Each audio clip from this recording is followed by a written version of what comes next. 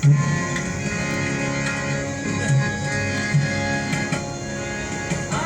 देखा तुझको देर के बाद,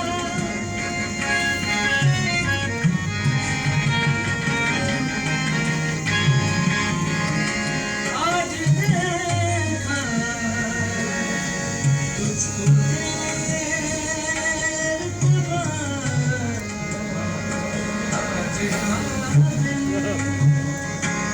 गुजर न जाए नींद शौक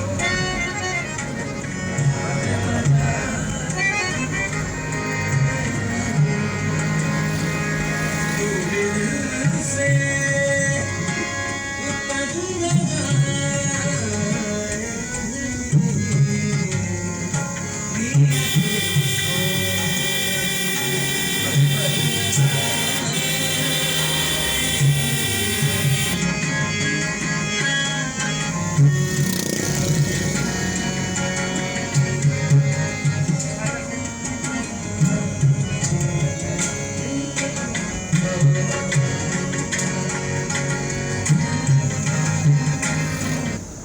जी ठीक ठाक तो सुनाओ।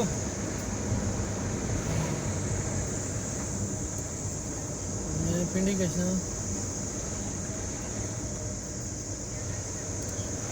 हाँ मैंने क्या ही दसा था मैं गड्डी जी है ना उन्हें दिया 6 बजे ना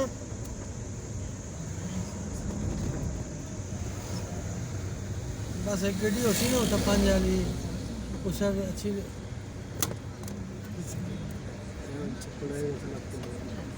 ठीक है। आसों में दसिया था मैं उसकी वो साको वाली गड्डी उत्था उसी ना उत्थे हाले भी लवाई गई सी मोड़ी आसम वाली सुने मोड़ी गल सुन मोड़ी आसम वाली गड्डी पिंडी तरह आसी ना ठीक है।